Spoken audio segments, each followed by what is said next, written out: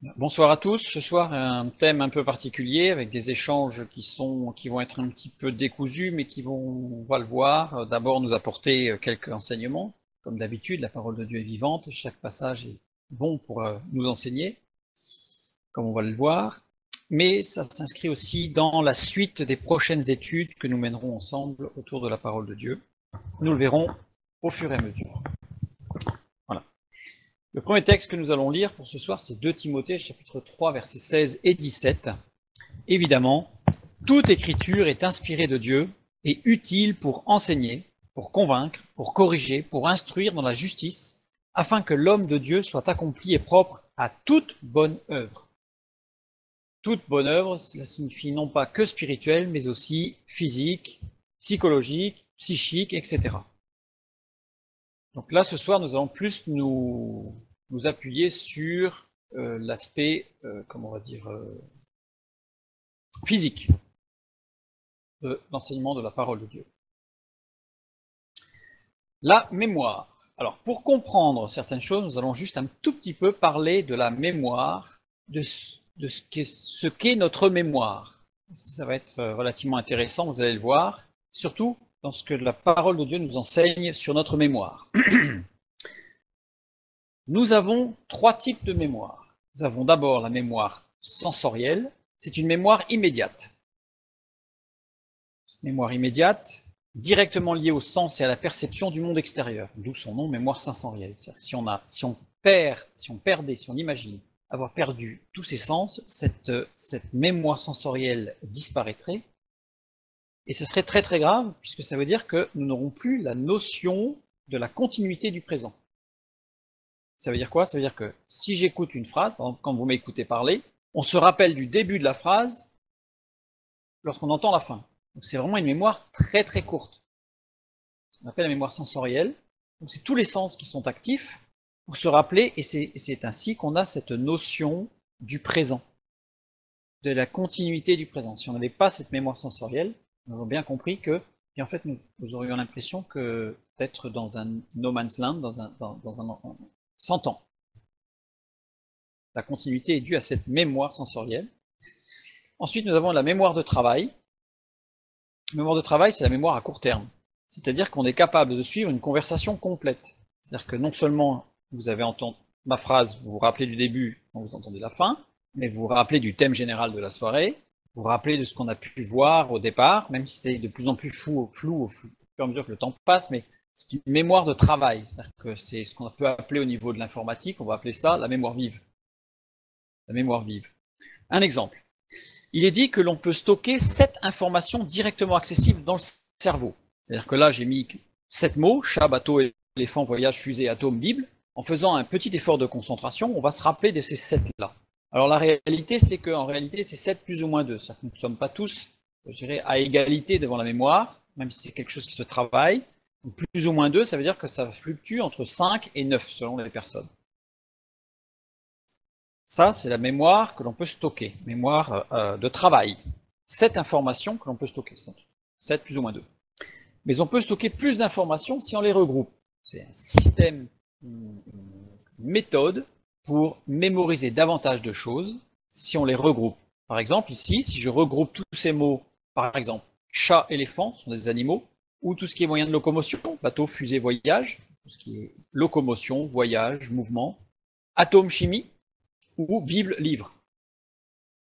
Et je pourrais en rajouter, puisque là encore, j'ai 7 plus ou moins 2 informations, donc c'est-à-dire 7 plus ou moins 2, et comme je les ai regroupées, si dans chaque groupe j'en ai plusieurs, c'est une technique pour se rappeler de plus de choses, le regroupement. Donc ça, c'est la mémoire de travail. Auquel cas, on peut mémoriser 5 groupes. Je dis 7 plus ou moins 2, en fait, c'est 5 plus ou moins 2. Et ça va dépendre de la masse d'informations que l'on va mettre dans chaque groupe. C'est intéressant parce qu'au fur et à mesure, on va voir qu'on peut acquérir une petite technique de mémorisation et de travail de la mémoire. Cette mémoire de travail fonctionne grâce à 3 composantes. Ce qu'on appelle la boucle phonologique, le calepin visio-spatial et l'administrateur central. On va voir ce que ça donne après, on va expliciter tout ça. Et en troisième type de mémoire, nous avons la mémoire profonde, ce qui au niveau informatique pourrait correspondre au disque dur, ça a été gravé, ou un CD-ROM ou un DVD, c'est gravé, et on peut y accéder, voilà, c'est figé, comme on dit, figé dans le marbre, gravé dans le marbre. Donc ce qu'on appelle la mémoire à long terme. Il existe deux types de mémoire à long terme, la mémoire déclarative ou explicite et la mémoire non déclarative ou procédurale. La mémoire déclarative, c'est l'appel conscient des informations stockées, c'est-à-dire que je cherche une information consciemment et je vais aller la chercher dans mon disque dur. Exemple, si je vous dis quel est le premier homme, vous allez me répondre Adam. Pour avoir cette information, vous êtes allé la chercher dans la mémoire profonde. Puisqu'on n'en a pas parlé il y a à peu près 2 à 3 secondes, et on n'en a pas parlé depuis le début de la soirée. Donc c'est quelque chose que vous avez dans votre mémoire profonde. Une odeur peut faire appel à une information stockée en mémoire profonde. Une odeur peut me rappeler les bons plats de ma grand-mère. Une odeur peut me rappeler un lieu, un voyage. L'odeur de lavande pourrait me rappeler le sud de la France. Bref, une odeur. Peut me rappeler aussi, cette odeur peut me rappeler une action à un moment donné. C'est une odeur très particulière, qui peut être agréable ou désagréable, ou peut me rappeler une personne, puisque je fais un lien dans ma mémoire entre l'odeur et ce qui s'est passé ou cette personne. Une chanson, par exemple. Une chanson, j'écoute une chanson, peut stimuler ma mémoire profonde. On sait d'ailleurs que le souvenir d'une chanson, se rappeler une chanson, donc on l'entend pas, et se rappeler une chanson active les mêmes zones du cerveau que lorsqu'on écoute cette chanson. Au niveau des IRM, on voit que les zones du cerveau sont activées de la même manière. Alors ça a une grande importance, c'est dans la louange par exemple. Bon, on va faire quelques petits traits comme ça, parce qu'on va venir après au fait, et on va voir que la parole de Dieu est d'une très très grande précision. Donc cette chanson, ou la louange, ou un cantique, non seulement peut nous rappeler, mais elle va stimuler les zones du cerveau, comme si nous étions en train de la chanter uniquement, ou de l'écouter, uniquement parce que nous sommes en train de nous rappeler de cette chanson. Et la mémoire non déclarative, l'autre mémoire profonde, c'est un appel inconscient des informations stockées. Par exemple, marcher. Quand je marche, je ne fais pas un effort de mémoire pour savoir comment il faut que je marche. À l'apprentissage de la marche, on voit que l'enfant, c'est difficile pour lui parce qu'il doit mémoriser un tas de choses et faire attention à un tas de choses. Et à fur et à mesure, évidemment, eh bien, on n'applique plus cette procédure de mémoire. Ça devient instinctif, on va dire. Inconscient. Faire du vélo, on n'a pas besoin de réfléchir comment on fait du vélo. Faire ses lacets. Faire ses lacets, c'est instinctif. On ne réfléchit pas. D'ailleurs, en général, quand on commence à réfléchir, on n'aurait plus à les faire, ses lacets. Donc, ça fait partie de la mémoire inconsciente. Rentrer du travail sans prendre conscience du chemin. Il arrive parfois que certaines personnes elles rentrent du travail, elles arrivent chez elles et elles ne se sont même pas rendues compte qu'elles étaient rentrées chez elles. En fait, elles n'ont pas conscience, donc elles savent qu'elles sont rentrées chez elles, mais elles n'ont pas conscience du chemin parcouru. Et si on leur demande est-ce que ça a été sur la route, elles vont dire oui, mais elles ne savent même pas s'il s'est passé quelque chose ou pas sur le côté, sur le trottoir, parce qu'elles étaient dans leur pensée, c'est bien machinal. C'est d'ailleurs sur ce genre de trajet qu'il y a le plus d'accidents. Voilà, donc ça c'est les 3 types de mémoire. Maintenant on va revenir, et on va voir le détail de ces 3 types de mémoire. Donc la première, la mémoire sensorielle, comme on l'a vu, celle qui est à court terme.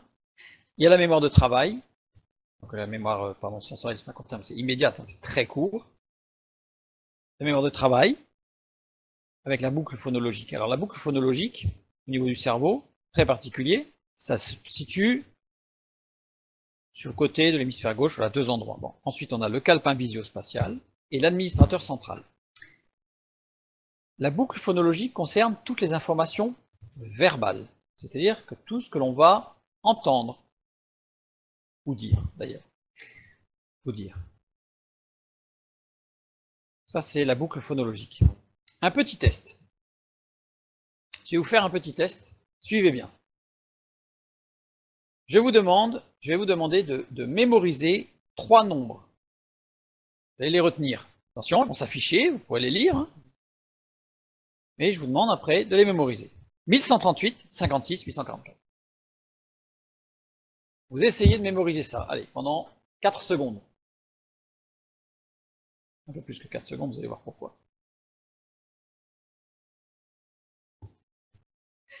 Top, maintenant on ne regarde plus l'écran, et vous essayez de dire les 3 nombres. 1138, 56, 844. Bien. comment avez-vous fait pour retenir ces nombres? Exactement. En se les répétant inlassablement dans la tête. C'est-à-dire qu'on se les répète, on se les répète, on se les répète. En plus, on sait que ça va être à court terme, c'est très court terme. On nous posait la question, donc on se répète, on se répète, on se répète, on se répète, on se répète. Pourquoi? Pourquoi on se les répète? Parce que la boucle phonologique stocke les informations pendant environ 3 secondes. C'est-à-dire que inconsciemment, on sait que notre mémoire à court terme, mémoire de travail, elle est de 3 secondes. Au niveau verbal, au niveau visuel. Donc ça veut dire qu'on va répéter sans cesse, répéter, répéter, répéter, répéter, l'information pour ne pas l'oublier. C'est-à-dire qu'au bout de 3 secondes, il faut se la répéter. Si on ne se la répète pas au bout de 3 secondes, ça ne veut pas dire qu'on l'a oubliée, ça veut dire qu'elle a commencé à s'estomper, et donc on risque de la déformer, ou d'en perdre un morceau, ou de déformer. Voilà. Donc, l'objectif, c'est la répétition. On comprend que dans cette mémoire de travail, ce qui va être important, c'est la répétition. Ensuite, on a le calepin visio-spatial. Information visuelle cette fois-ci. Donc c'est tout ce qui va concerner la vue. Un petit test encore pour la vue. Voilà, vous ne regardez pas celui qui est à côté de vous, vous fermez les yeux et vous essayez de décrire comment il est habillé.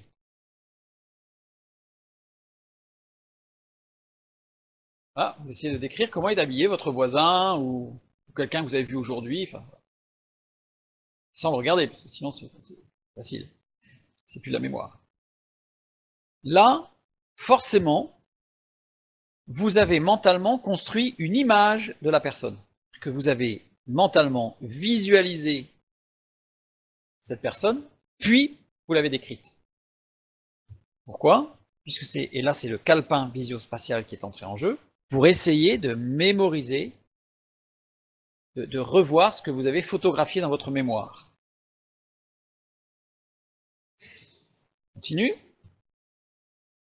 Donc c'est dans le calepin visio-spatial que ça se passe, cette visualisation. Ensuite, vous avez l'administrateur central, qui se trouve sur le lobe frontal du cerveau, qui récupère les données verbales et visuelles, donc qui récupère les données de la boucle phonologique et du calepin visio-spatial, qui fait appel à la mémoire à long terme si besoin. C'est-à-dire que là, pour visualiser soit votre voisin, c'était à court terme, mais si vous avez essayé de visualiser quelqu'un que vous avez vu aujourd'hui au travail ou ailleurs, à ce moment-là, vous avez fait appel à une mémoire un peu plus profonde, voire très profonde, si vous avez essayé de vous mémoriser comment était habillée votre grand-mère le jour de votre anniversaire de vos 10 ans, là, vous faites appel à une mémoire très ancienne, certains. Donc, l'administrateur central, c'est ce qui va récupérer les informations de la boucle phonologique, du calepin visio-spatial, qui va les mettre ensemble et qui va connecter avec le disque dur, la mémoire à long terme, pour reconstruire un souvenir. Reconstruire ou construire d'ailleurs un souvenir. Et en fonction de l'importance que l'on va y apporter, de la répétition qu'on va mener, ce souvenir va se graver dans la mémoire à long terme, dans la mémoire profonde. La mémoire profonde, elle fait rentrer en jeu le cervelet. Pourquoi? Parce que c'est le cervelet qui coordonne et qui synchronise l'ensemble du corps. C'est pour ça que tout va se passer ici pour synchroniser tout ce qui est sensoriel, tout ce qui est phonologique et tout ce qui est visio-spatial. Ensuite, vous avez le noyau codé qui enregistre les gestes instinctifs. Donc là, le noyau codé, c'est ce qui va, on va graver tout ce pour qu'on n'aura pas besoin de réfléchir. Quand on apprend à faire du vélo, ça se fait pas en une fois, on apprend petit à petit, et au bout d'un moment, on a acquis. Et à ce moment-là, c'est là que ça va rentrer dans le noyau codé, puisque le cerveau va gérer ce qui est conscient et inconscient. Inutile de perdre de l'énergie à quelque chose qui sera automatique et qui est toujours pareil. Donc ça, c'est dans le noyau codé. Et le putamen qui enregistre les connaissances acquises. Quand on apprend une langue étrangère, par exemple, c'est pas en voyant ou en entendant un mot une seule fois qu'on va se le mémoriser. Mais une fois qu'on l'a mémorisé, parce qu'on l'a rencontré plusieurs fois et qu'on a fait à chaque fois un effort plus ou moins important pour se rappeler, se mémoriser le sens de ce mot, à ce moment-là, il va rentrer dans le putamen, il va être gravé dans le putamen, c'est une sorte d'endroit du disque dur, on va dire, qui va permettre de stocker l'information et y avoir accès rapidement, sans avoir à refaire tout un circuit, une boucle de mémoire, de recherche. L'entraînement et la répétition, c'est ce qui permet de graver dans le cerveau. Mais quand on dit graver, en réalité, c'est au même titre que si on grave, on vient physiquement modifier quelque chose pour écrire, et bien en fait, quand on répète une information, on vient créer des connexions physiques. C'est-à-dire que des neurones, on en a tous un certain nombre, on a tous même la même quantité quasiment à la naissance, et on sait que des neurones, on ne s'en crée pas. On va même plutôt en perdre. Par contre, à chaque entraînement, à chaque répétition, on va créer des connexions. C'est-à-dire qu'en fait, on va créer ce qu'on appelle les synapses. Donc on va relier des neurones. Plus on va faire travailler sa mémoire sensorielle à court terme, et a fortiori profonde, puisque la profonde ne se travaille qu'à partir des deux premières, à ce moment-là, on va créer des connexions et on va rendre des accès de plus en plus rapides à l'information, voire on va stocker une partie des informations qui sont dans le putamen, dans le noyau codé ou dans le cervelet, on va les redispatcher pour qu'elles soient soit dans le noyau codé, qu'elles y restent et qu'elles y soient, parce que là c'est instinctif, donc on n'aura aucune réflexion, et là c'est là qu'on peut arriver par exemple à parler une langue étrangère très couramment, puisqu'en fait elle est dans le noyau codé, donc c'est bon. Mais c'est une répétition qui fera qu'elle va y arriver. Ou alors on va la mettre dans le putamen, si c'est une information qui est importante, mais à laquelle on n'aura pas besoin très souvent. Voilà. Et on continue encore. Les connexions physiques, c'est pour cela qu'il est très difficile de se défaire d'un automatisme. C'est-à-dire que quand on a un automatisme qui est rentré, par exemple, on va prendre l'exemple du fumeur qui met la cigarette à la bouche, il arrive au bout de plusieurs années qu'il a ce geste, il arrive que des fumeurs qui ont arrêté de fumer continuent à faire ce geste. Parce qu'en fait, il est dans le noyau codé. Et pour supprimer une information gravée sur un disque dur de notre cerveau, c'est très difficile. C'est très très difficile. Donc on a le geste du fumeur par exemple, on a les troubles obsessionnels compulsifs, ce qu'on appelle les TOC. Les TOC, puisqu'en fait c'est quelque chose, suite à un trouble, suite à un choc, peut être physique, émotionnel, etc. On a des choses qui sont rentrées directement dans le noyau codé, alors qu'elles auraient dû rester soit qu'au niveau du cervelet, soit au niveau du putamen. Et en fait, le choc c'est tout un processus que je ne vais pas expliquer ce soir, c'est pas l'objet, mais il y a un choc qui a amené en fait cette information à rentrer dans une case qui n'est pas la sienne. Et pour s'en défaire, ça devient très très difficile.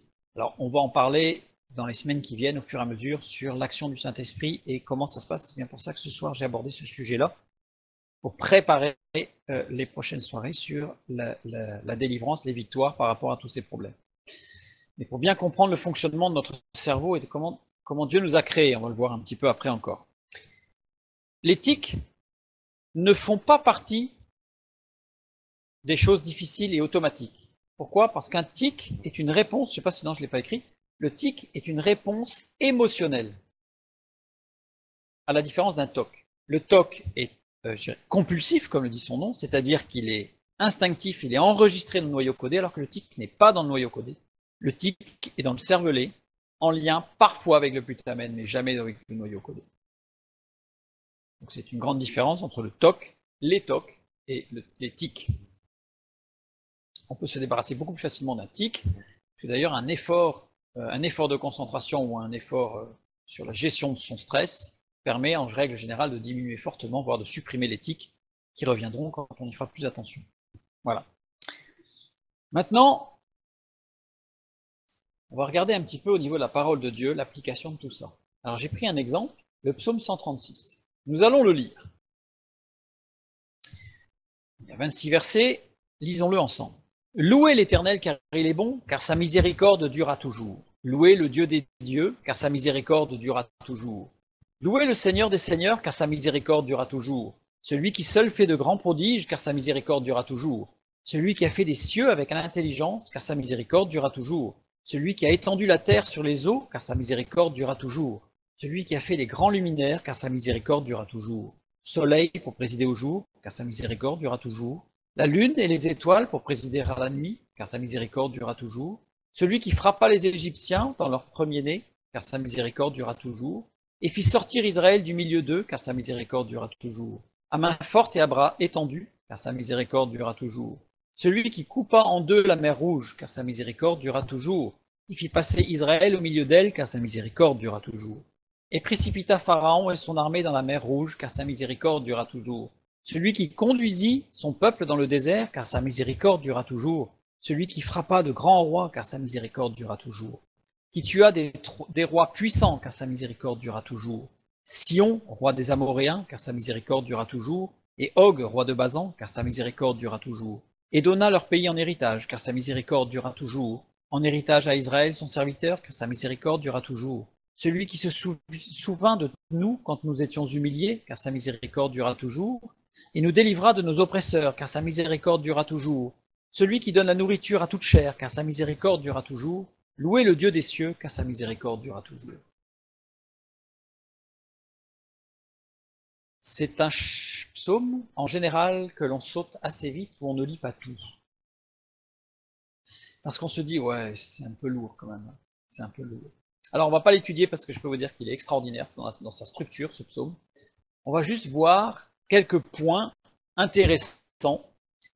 C'est que le temps de lecture en hébreu, pas en français, mais en hébreu, de chacun de ces versets, à votre avis, 3 secondes. C'est-à-dire que là, on fait rentrer quoi là? La mémoire de travail. Elle rentre. Pourquoi? Vous auriez pu écrire une phrase plus longue. Non, parce que l'objectif, c'est la répétition, car sa miséricorde durera toujours, qui revient toutes les 3 secondes. En fait, l'objectif de ce psaume, c'est de faire rentrer quelque chose dans la mémoire. Faire rentrer quoi?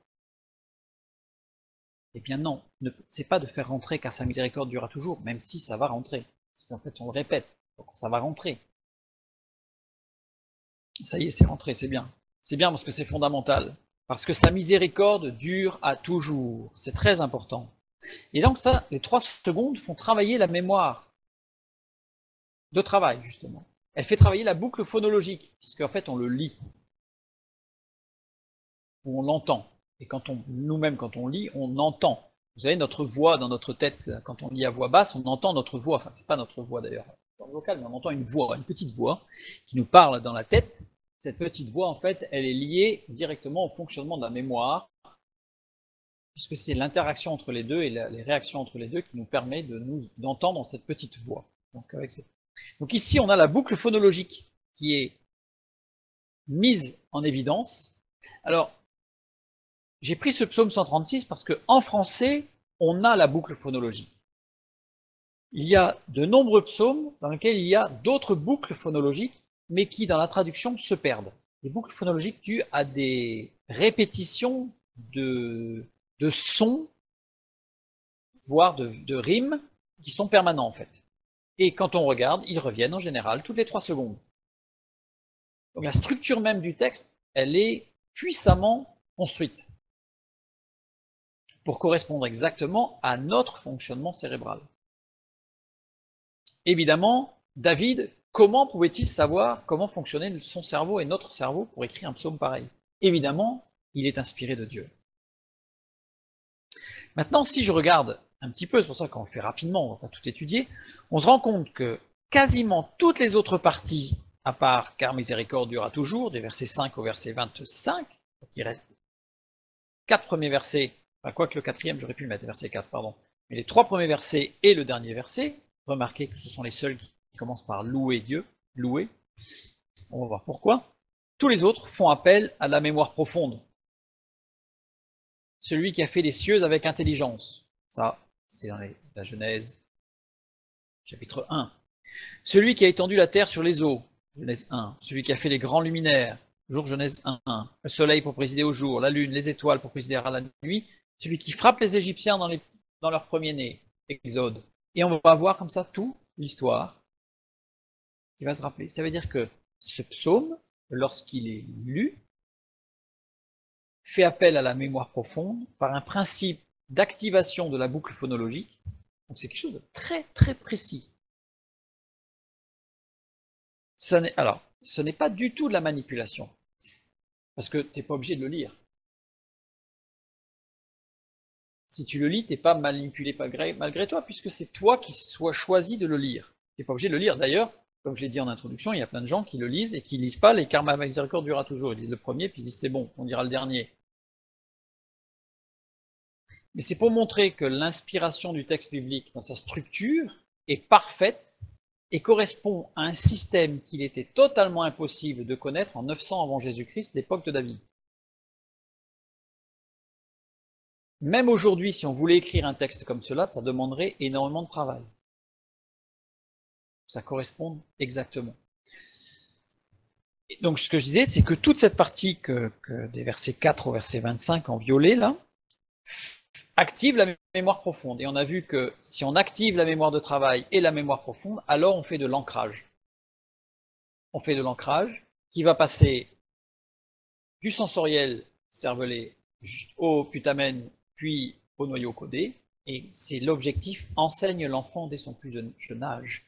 Et quand on enseigne l'enfant dès son plus jeune âge, il faut savoir que culturellement, l'enseignement biblique chez les juifs pratiquants, judaïsants, ce n'est pas les petites histoires du petit Jésus, simplifiées à outrance. L'un des premiers livres qui est lu aux enfants à partir de 6 ans, c'est le Lévitique.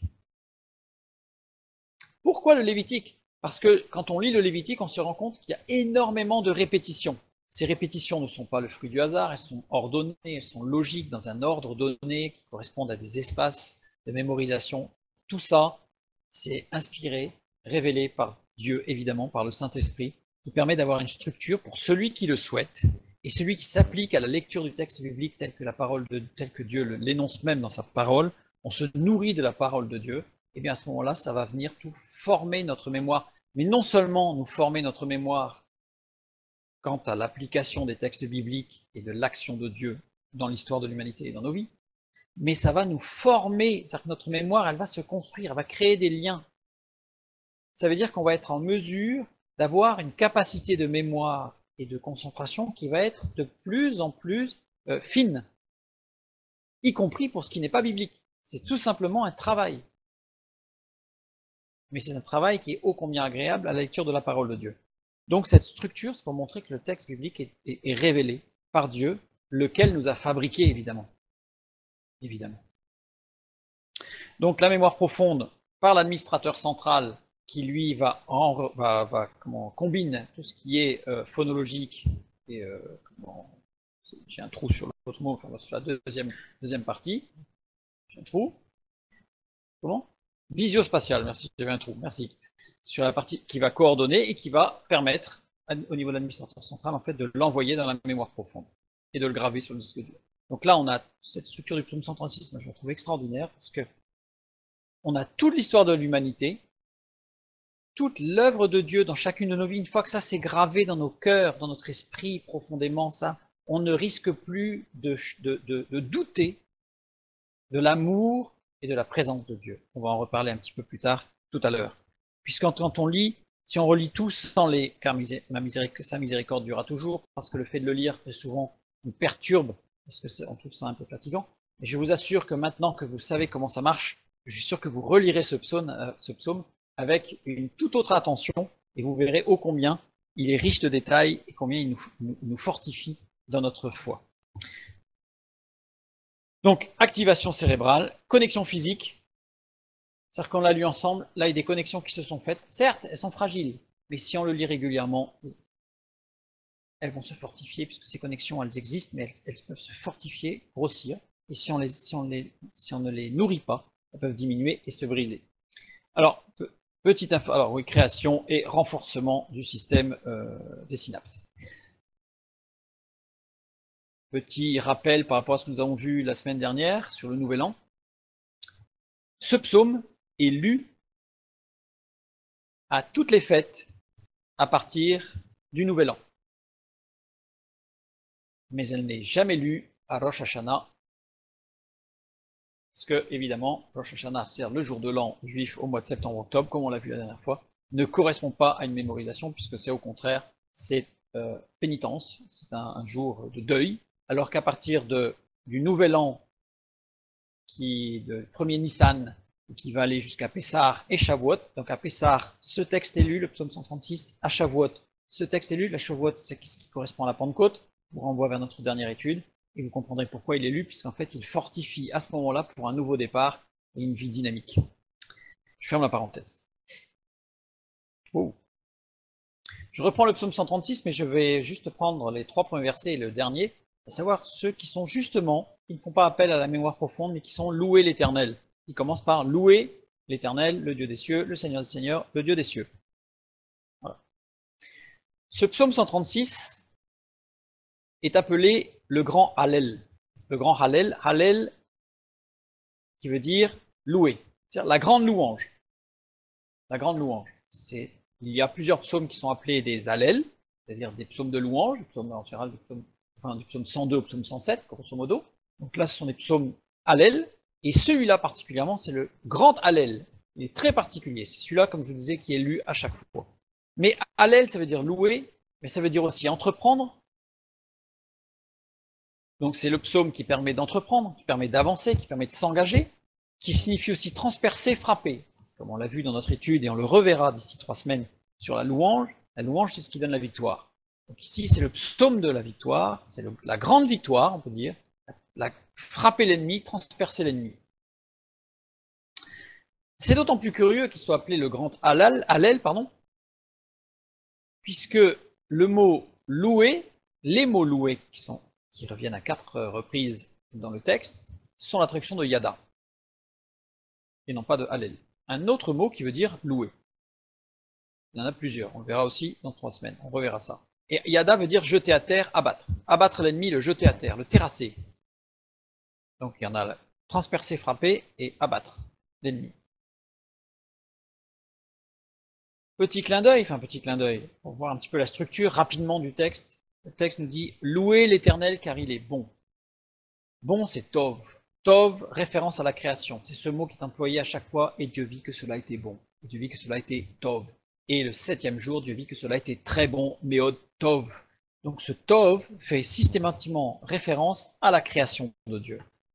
Ensuite, nous avons le Dieu des dieux. Traduction de Elohim, Eloi, Elohim. Donc l'hébreu se lit de droite à gauche, hein, et moi j'ai remis de gauche à droite normalement, donc ça fait Eloi, Elohim. Il y a une répétition du nom de Dieu, Elohim, Eloi, Elohim. Grammaticalement et sémantiquement, les deux mots Dieu sont différents. L'un peut agir, commander et obéir à l'autre. Enfin, en fait, ils ne sont pas pareils. Selon, là je ne vais pas étudier, c'est pas le sujet de ce soir, mais ils n'ont pas la même, il y en a un qui est soumis à l'autre. Pourtant c'est toujours Dieu. Et ensuite, Seigneur des seigneurs, Adonai, Adonaïm, Seigneur des seigneurs, Adonai, Adonaïm. Là aussi, grammaticalement et sémantiquement, les deux mots Seigneur sont différents. Il y en a un qui peut agir et commander ou obéir à l'autre.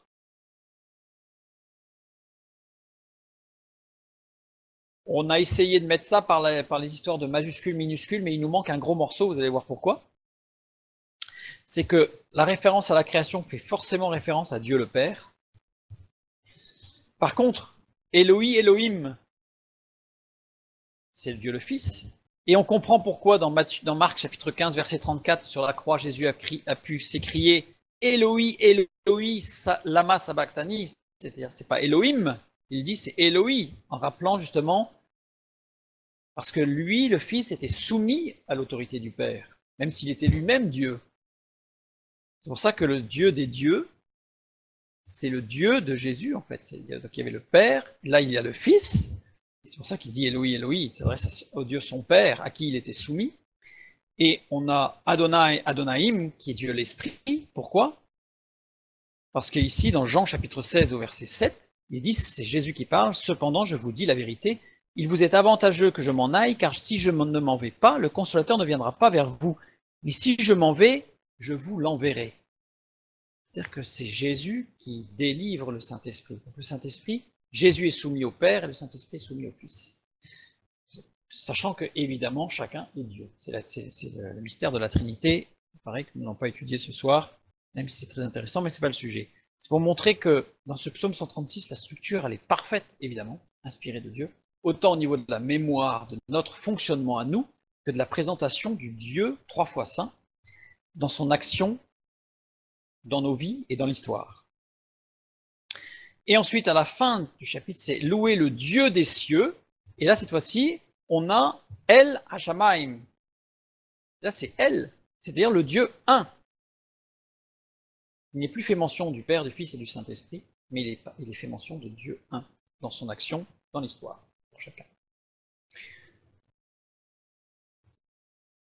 Toujours sur cet aspect de fonctionnement de la mémoire. Donc on a vu le psaume 136. Je dis, il y en a beaucoup d'autres textes qui sont sur cette même base, d'où l'intérêt de lire la parole de Dieu tous les jours. Donc Genèse chapitre 1, verset 27, nous lisons: Dieu créa l'homme à son image, il le créa à l'image de Dieu. On l'a déjà étudié, mais là on va voir un aspect un peu particulier. Ce sont les anthropomorphismes, c'est-à-dire les attributs humains que l'on donne à Dieu. Il y en a plusieurs, et en particulier, dans le psaume 34, verset 15, il dit: les yeux de l'Éternel sont sur les justes. Est-ce que Dieu a des yeux? Non, il n'a pas des yeux comme nous avons des yeux. C'est une expression. C'est ce qu'on appelle un anthropomorphisme, c'est-à-dire qu'en fait, c'est une image, quelque chose de physique, un attribut physique de l'être humain, que l'on attribue à Dieu pour parler de Dieu. Voilà. Sachant qu'évidemment, Dieu n'a pas des yeux pour voir. Et dans psaume 34, verset 15, deuxième partie du verset, il dit: et ses oreilles sont attentives à leurs cris. Donc les deux attributs principaux de Dieu, les deux attributs anthropomorphiques de Dieu sont les yeux et les oreilles. Il y en a un troisième. À votre avis, c'est lequel? Les mains, exactement. Certains vont dire c'est la bouche. Et on va voir que non, pas vraiment. La bouche de l'Éternel n'est pas un anthropomorphisme, puisqu'il n'est pas parlé quasiment dans la parole de Dieu de la bouche. On va voir pourquoi. Il est parlé de la parole de Dieu, mais on va comprendre pourquoi. Et ça va être très important pour la soirée sur le baptême du Saint-Esprit et l'action du Saint-Esprit dans nos vies, et pour comprendre la semaine prochaine ce qui s'est passé à la chute et ce qui s'est passé comme rupture, autant physique, psychique et spirituelle par rapport à l'Esprit de Dieu. Je reviens sur ce soir. Donc les anthropomorphismes, on a les yeux et les oreilles.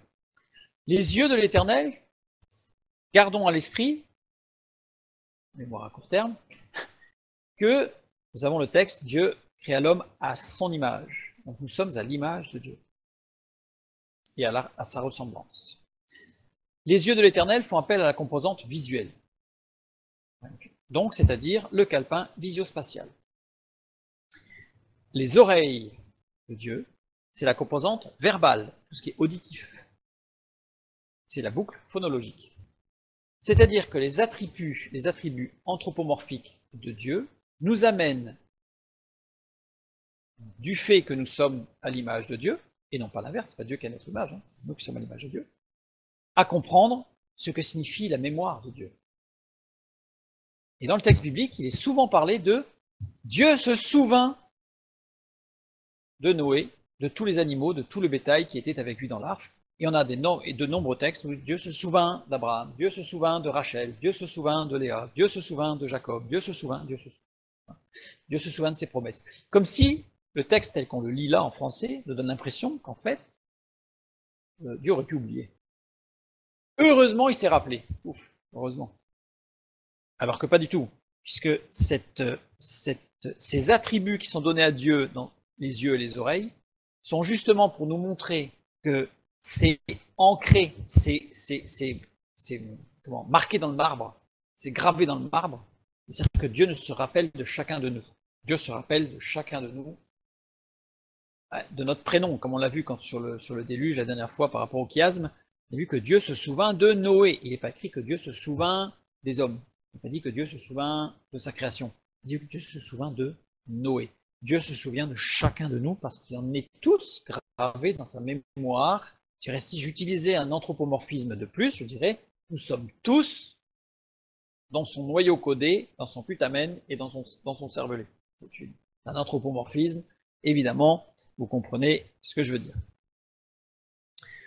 Quand il est dit en hébreu que Dieu se souvint de Noé, c'est le terme sakar. Sakar, qui veut dire se souvenir, évidemment, mais dans sa construction, la première lettre, zaïn, c'est un pronom démonstratif. Donc ça peut être mon, ma, mes, ton, ta, tes, son, ça, c'est, votre, notre. Et la deuxième racine deuxième noyau biconsonantique Kaf Reish, qui veut dire le guide d'un troupeau, le général d'une armée. C'est-à-dire que Dieu est mon guide. Dieu est le guide de Noé. Dans le texte, on peut le traduire comme ça. Dieu se souvient de Noé, c'est Dieu est le guide de Noé, de tous les animaux, de tout le bétail qui était dans l'arche. Dieu est le guide, Dieu est notre but, Dieu est celui qui conduit. C'est ça la mémoire que Dieu a. C'est pas tout d'un coup il se rappelle, c'est plutôt l'inverse, c'est qu'il est notre guide. Ça change tout. Mais, comme on l'a dit tout à l'heure, il est aussi mentionné la bouche de Dieu. Donc il n'y a que 2 textes dans lesquels il est parlé de la bouche de Dieu. Enfin, il y en a un troisième dans Jérémie, qui est un peu particulier. Il n'y a que 2 textes essentiellement qui parlent de la bouche de Dieu, un dans l'Ancien Testament et un dans le Nouveau Testament, sachant que le Nouveau Testament ne fait que citer celui de Deutéronome. C'est pour ça que je dis qu'il n'y en a que 2. Il y a Deutéronome et 2 Chroniques. 2 Chroniques 35-22, il est dit « Mais Josias ne se détourna point de lui, et il se déguisa pour l'attaquer, sans écouter les paroles de Nécho qui venaient de la bouche de Dieu. » Là, il est parlé de la bouche de Dieu. Et l'autre texte, c'est Matthieu 4,4. L'homme ne vivra pas de pain seulement, mais de toute parole qui sort de la bouche de Dieu. Qui n'est qu'une citation du Deutéronome, chapitre 8, verset 2. C'est pour ça qu'il n'y a que 2 textes en réalité. Alors j'ai pris celui du Nouveau Testament, parce que ça va permettre de voir en grec, Deutéronome 8,3, en grec, la traduction du mot bouche en hébreu et en grec. Ça va nous donner quelques éléments.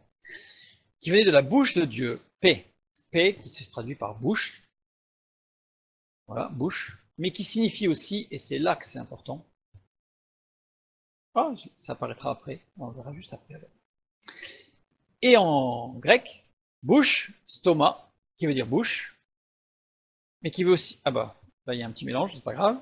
Je reviens sur l'hébreu, P, ça désigne l'inspiration oratoire. Ça veut dire, c'est tous les autres textes où il est parlé de la parole de Dieu, c'est Dieu qui dit « Je mettrai dans ta bouche les paroles », ce qu'il dit à Moïse. Et partout dans la parole de Dieu, Dieu met les paroles dans la bouche. Ce n'est jamais des paroles qui sortent de la bouche de Dieu, c'est Dieu qui met ces paroles. Pourquoi? Parce qu'on va le voir un peu la semaine prochaine et surtout la semaine suivante, comment le Saint-Esprit agit par rapport à ce qui s'est passé à la chute, et comment le Saint-Esprit reconstruit ce qui a été perdu à la chute dans le fonctionnement, justement, de notre cerveau et de notre être tout entier. C'est pas que physique. Hein. Là, on parle, comme je l'ai dit en introduction, on s'appesantit sur l'aspect physique, pour bien comprendre, mais il y a une action aussi au niveau psychique et au niveau spirituel, bien sûr. Donc voilà, donc cette bouche de Dieu, en fait, c'est l'inspiration oratoire, c'est le Saint-Esprit. C'est le Saint-Esprit. Et en grec, on a le mot stoma désigne aussi le front d'une armée et désigne le tranchant d'une arme. Dans certains textes grecs anciens, on a la pointe d'une arme, mais la racine indique plutôt un tranchant. Donc voilà, donc cette parole de Dieu, c'est une arme, mais c'est aussi le front armé, ce qui rejoint la louange qu'on a vue tout à l'heure, c'est-à-dire qui abat l'ennemi. Tout est lié, évidemment, sachant que cette parole, cette louange, c'est une inspiration de Dieu, oratoire, c'est une inspiration qui donne une parole de louange. Et on verra dans 15 jours de quoi il s'agit plus précisément. Genèse 17, 9 à 12. Alors, là, je n'ai pas voulu aller plus loin sur la mémoire, parce que même s'il y avait beaucoup de choses à dire, parce que je vous dis, il y a beaucoup de textes qui sont construits de façon extraordinaire. Là, on a eu un exemple. Maintenant, on va partir sur 2 autres exemples, 2 autres textes qui vont nous montrer l'inspiration de la parole de Dieu, qui évidemment nous connaît parfaitement en tant que concepteur, créateur et Père céleste. Genèse 17, 9 à 12. Nous lisons. Dieu dit à Abraham, « Toi, tu garderas mon alliance, toi et tes descendants après toi, selon leur génération. C'est ici mon alliance que vous garderez entre moi et vous et ta postérité après toi. Tout mâle parmi vous sera circoncis. Vous vous circoncirez, et ce sera un signe d'alliance entre moi et vous. À l'âge de 8 jours, tout mâle parmi vous sera circoncis. » On verra, c'est quelque chose qui paraît très surprenant, voire incompréhensible. Pourquoi Dieu a-t-il demandé un tel acte alors que c'est lui qui a créé l'homme. L'aurait-il créé imparfait? Bon, ça on en parlera la semaine prochaine par rapport à la chute. Regardons par rapport à la circoncision. La circoncision, elle concerne plus de 660 millions d'hommes aujourd'hui sur Terre. Elle est pratiquée à divers âges. De quelques jours à 13 ou 14 ans chez les musulmans. Là, il n'y a pas trop de... Le jour de la naissance en Iran, autour de 7 ans en général dans les pays arabes. Ça va de quelques jours à 14 ans, mais en règle générale, on ne va pas tout détailler, c'est aux alentours des 7 ans. Le texte biblique nous dit que c'est à l'âge de 8 jours, précisément. C'est pas 7, c'est pas 9, c'est 8 jours. Pourquoi une telle précision? Et que ça ne peut être que inspiré. Sachez que Genèse a été écrit il y a à peu près 3500 ans. Un petit peu moins, 1400. Donc c'est très très vieux, évidemment. Pourquoi une telle précision? On sait aujourd'hui que chez le nouveau-né, il y a ce qu'on appelle le syndrome hémorragique. Syndrome hémorragique jusqu'au 6e jour, parfois 7e jour. Qu'est-ce que c'est que ce syndrome hémorragique? En fait, le bébé a une déficience en vitamine K. Je ne vous raconte pas comment il a fait Moïse pour savoir ça. Une déficience en vitamine K, on va le voir tout à l'heure. Or, la vitamine K est nécessaire à la coagulation. Et il y a aussi la présence de prothrombine. La prothrombine, en fait, une protéine de la coagulation sanguine, passe par un maximum le 8e jour, justement. C'est-à-dire que la coagulation chez le bébé est optimum, chez l'être humain, je dirais, est optimum le 8e jour après la naissance. Si on fait un graphique, on sait aujourd'hui que la prothrombine, en fait, voilà l'évolution de la prothrombine au 8e jour, elle passe par un maximum. Ça veut dire que interdiction d'incision jusqu'au 7e jour. C'est-à-dire qu'un bébé a un risque hémorragique, surtout au 4e jour, au 3e et 4e jour d'ailleurs, enfin on va dire 3 et 5, puisque la prothrombine en fait descend de façon drastique, puis elle remonte jusqu'au 8e jour. Comment un texte écrit il y a 3500 ans pouvait-il prendre en compte ces détails, mis à part le fait que ce soit inspiré par le Dieu créateur qui nous connaît parfaitement? Comment Moïse aurait-il pu connaître tout cela? Pour montrer que le texte biblique est très très précis dans le détail.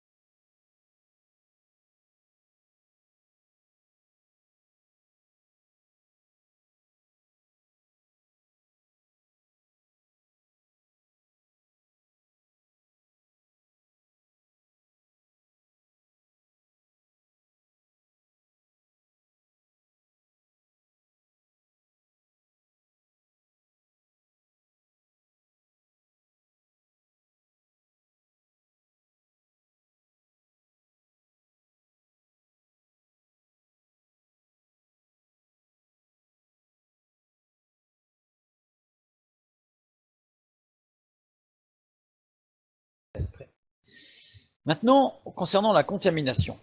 Dans Lévitique, alors on ne va pas tout lire, Lévitique chapitre 11, chapitre 21 et Nombre chapitre 19, nous lisons que quiconque touchera un corps mort sera impur. Il lavera ses vêtements et se baignera dans l'eau. Tout ce qu'il touchera sera souillé ou impur, et celui qui ne se purifiera pas sera exclu du camp.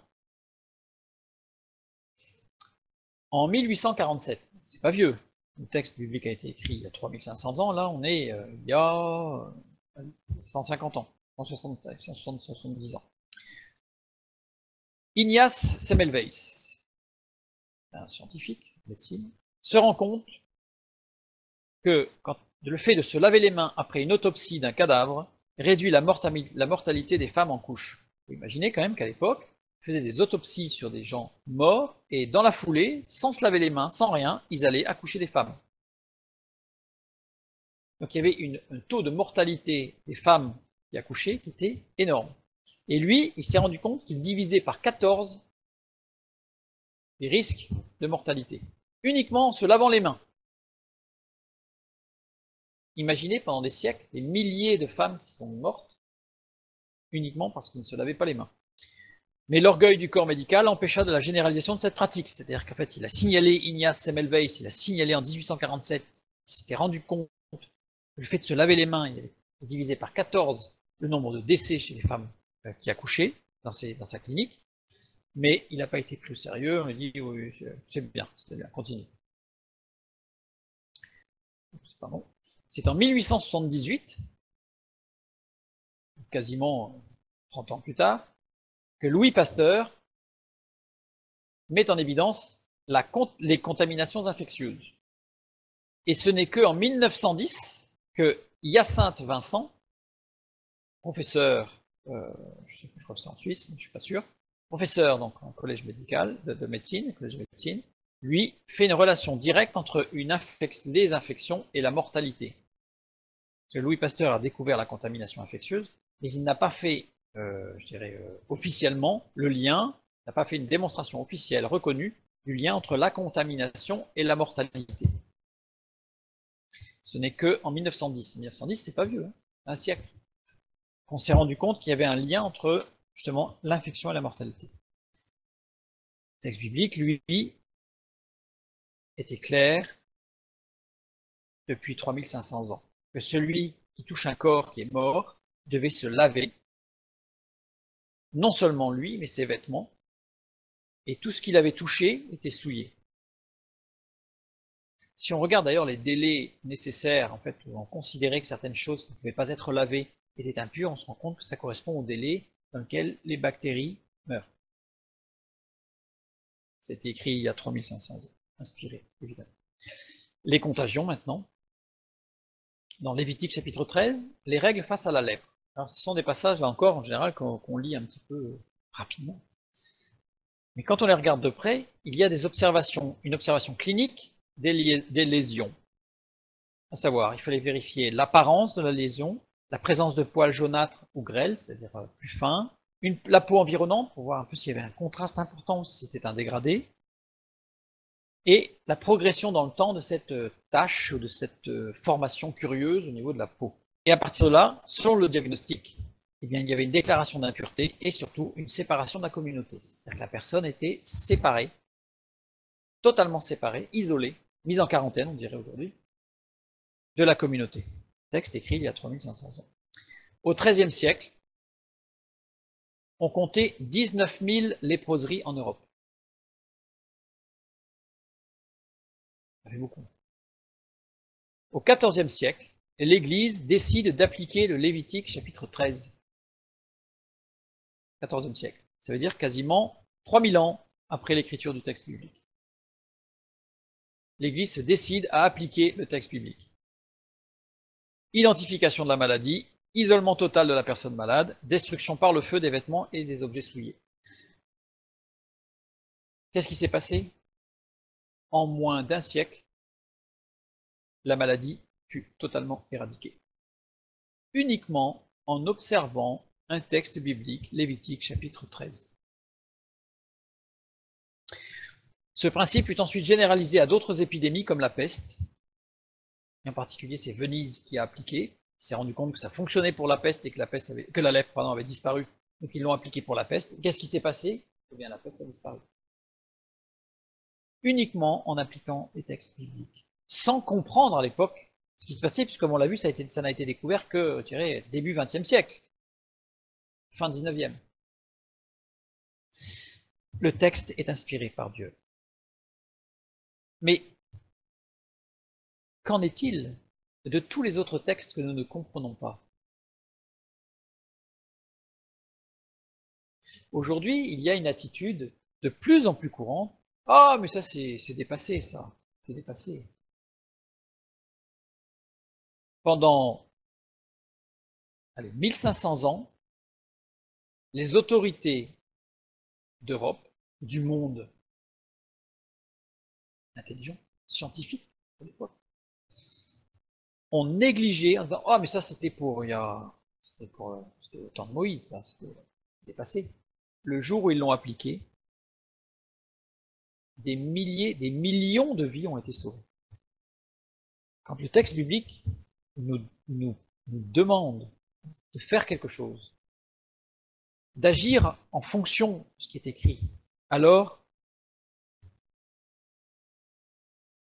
considérons, comme le dit Matthieu là, il doit y avoir un truc. C'est-à-dire que même si on ne le connaît pas, même si on ne le maîtrise pas, et autant au niveau physique que psychologique que spirituel, il y a des règles, Dieu les connaît, nous ne les connaissons pas. Qui sommes-nous pour discuter avec Dieu? Donc quand il y a des textes que nous ne comprenons pas, le plus simple, c'est de les appliquer en toute sagesse, bien entendu, faisons attention à cette forme d'intégrisme, mais en toute sagesse, appliquons les textes de la parole de Dieu, et nous verrons que tout autour de nous, et surtout en nous, se portera beaucoup mieux. Continuons. Comment Moïse connaissait-il tout cela? Toutes ces prescriptions, parce que j'en ai donné que deux, enfin, oui, deux, ça, la contamination, la lèpre, mais il en existe beaucoup, beaucoup d'autres. Alors certains disent, mais en fait, oui, mais c'est normal, parce que Moïse, il a été élevé à la cour du Pharaon, les Égyptiens, on sait que c'était une très très grande culture qui savait beaucoup, beaucoup de choses, en particulier au niveau médical, puisqu'ils faisaient des trépanations, des opérations, donc c'était quand même pas rien à l'époque. Donc il était instruit dans la connaissance égyptienne, donc en fait il a appris tout ça de l'Égypte ancienne, et il n'a fait que compiler ses connaissances dans la Bible, qui n'est qu'un livre de compilation, d'expérience et de connaissances d'un homme, certes très intelligent, mais d'un homme qui a vécu à cette époque-là. Les connaissances égyptiennes font toutes appel à des rituels magiques et à des remèdes biscornus, dont nous n'avons aucune trace dans la Bible. Comment est-ce qu'on peut l'affirmer? Eh bien tout simplement parce qu'on connaît la pharmacopée égyptienne. Entre autres, nous avons comme moyen médicinal par rapport aux plaies ou à certaines maladies, les excréments de gazelle, ou les excréments de crocodile, ou l'urine d'un jeune garçon, ou des applications de fumier d'âne sur les plaies. Ça, c'est des remèdes égyptiens de l'époque de Moïse. On voit qu'il y a un énorme décalage entre les prescriptions mosaïques et les prescriptions égyptiennes. Donc il est de toute évidence impossible que Moïse ait appris tout ça chez les Égyptiens. Et on le sait en particulier par un papyrus, donc pour ceux que ça intéresse, ils peuvent aller voir, le papyrus Ebers, où on a plus de 700 j'ai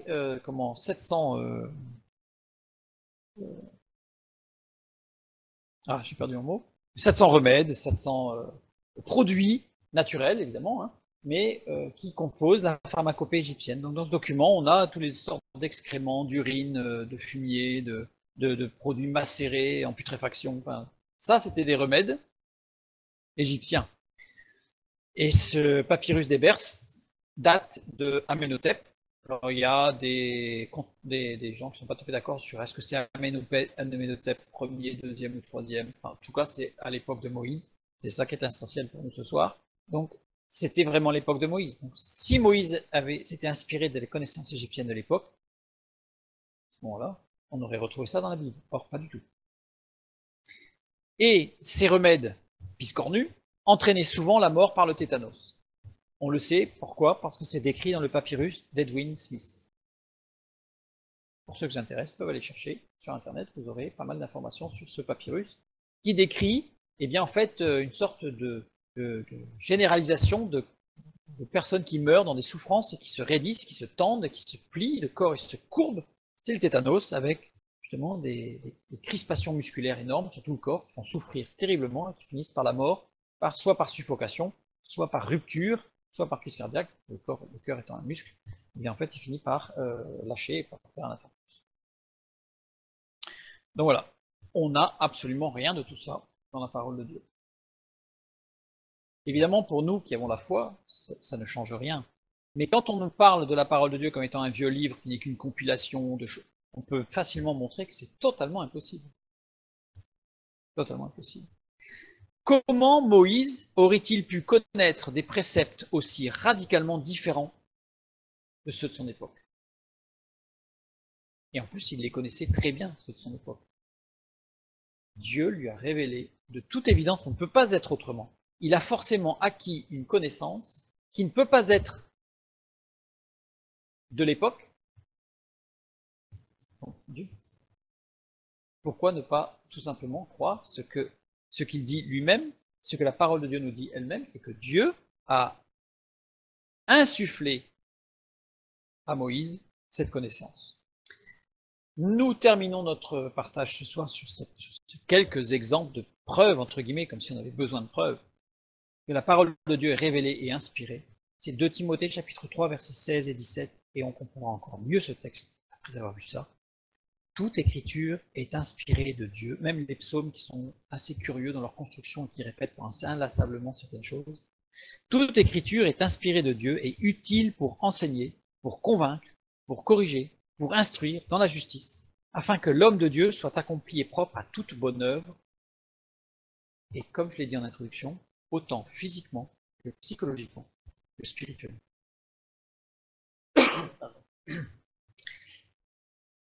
Que Dieu vous bénisse et bonne lecture de la parole de Dieu.